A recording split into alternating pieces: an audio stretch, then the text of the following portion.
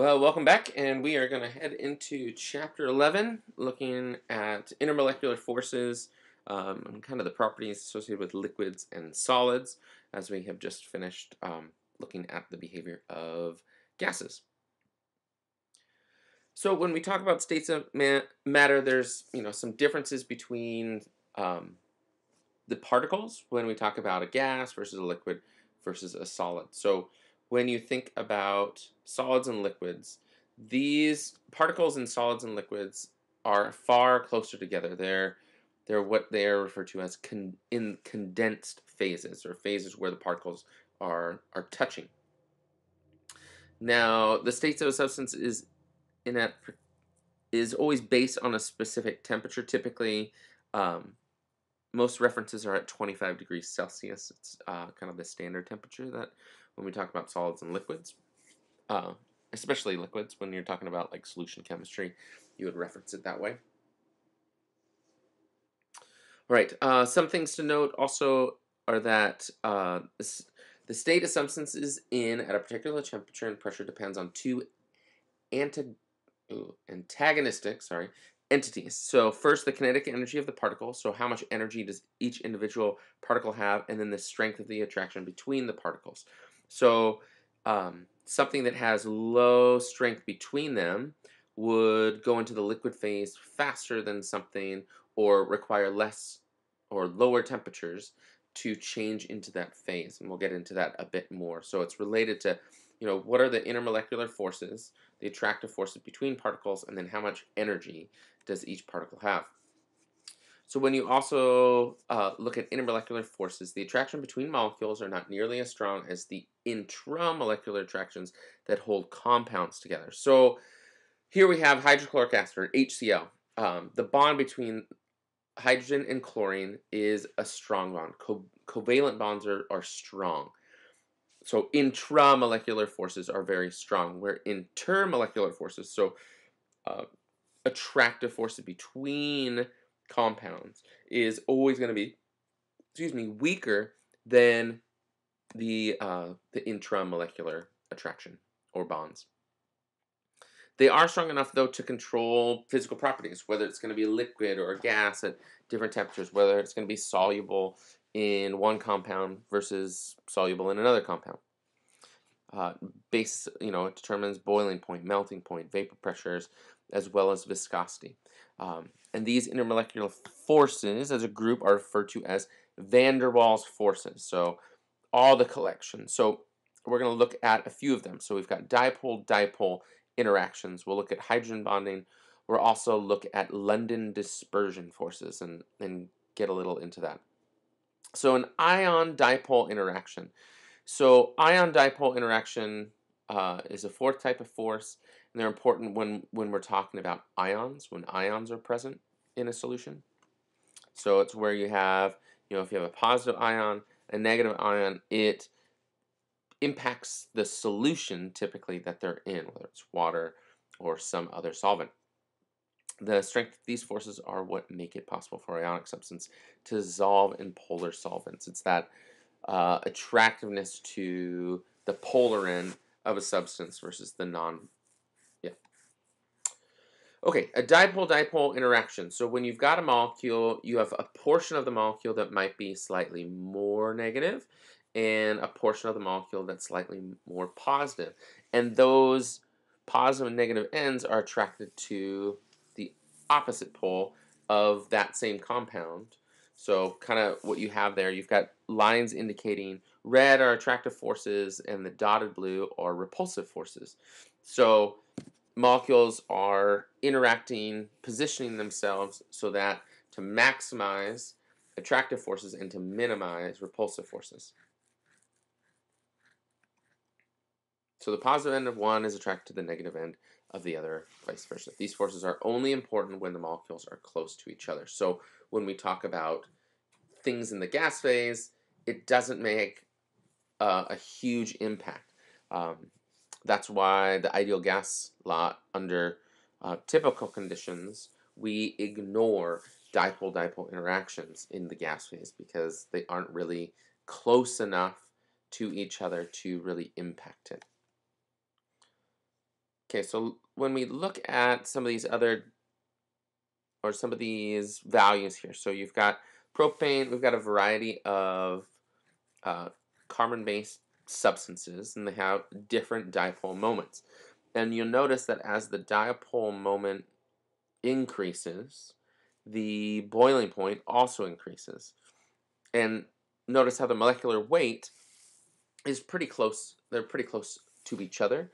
But as the dipole moment increases, you have a greater molecular or boiling point, and that's because the greater attraction to one another, or one compound to the same compound, the as the attraction gets greater, then it takes more kinetic energy required for that particle to kind of leave those intermolecular forces and uh, go out on its own.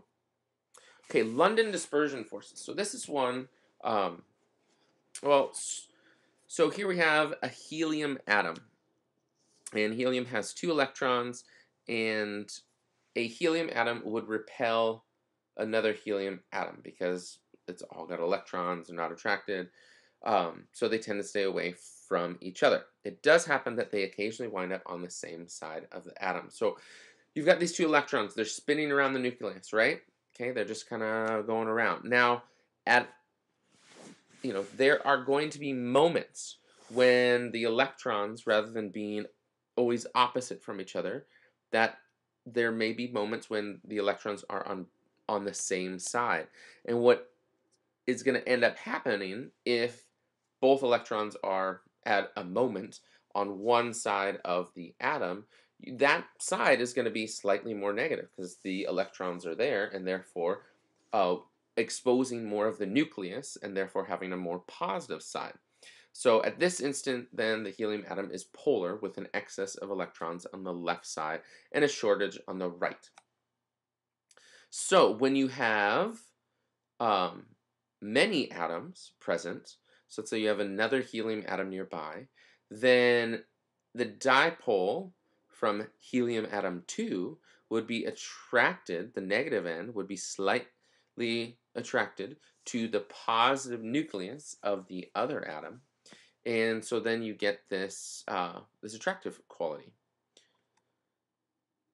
So you get kind of this orientation of the London dispersion forces. So the London dispersion forces, or dispersion forces, are attractions between an instantaneous dipole and an induced dipole. So these are present in all molecules, and it doesn't matter if they're polar or nonpolar because those electrons are constantly moving around. Now, London dispersion forces with small atoms have a very, very minimal impact on the overall behavior and properties of an atom.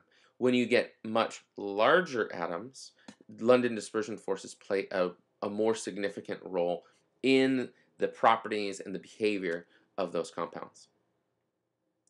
So the tendency of an electron cloud to distort in this way is called polarizability.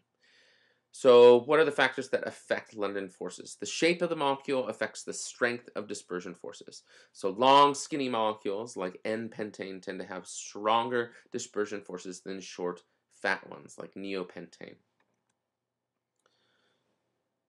So more surface area on N-pentane means you have more dispersion opportunity versus having all the atoms kind of clumped together. So you have this long stringy thing that then can have greater dispersion forces. So the strength of dispersion forces tends to increase with the increased molecular weight. So the larger the molecule, the heavier the molecule, the more particles, the greater the dispersion forces associated with it,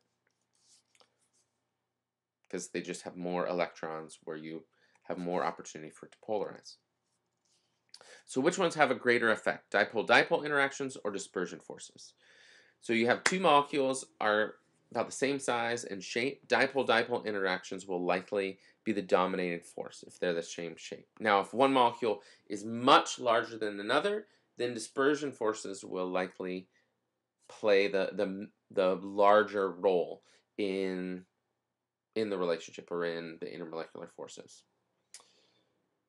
So let's look at, so we've got a variety of compounds here. So we've got a nonpolar series of SNH4 to methane, follow the expected trend. So you've got methane down at the bottom, carbon, silicon, germanium, and tin. So as the mass goes higher for those elements on the periodic table, the molecular rate's increasing, and it's, I'm assuming this is boiling point, increases.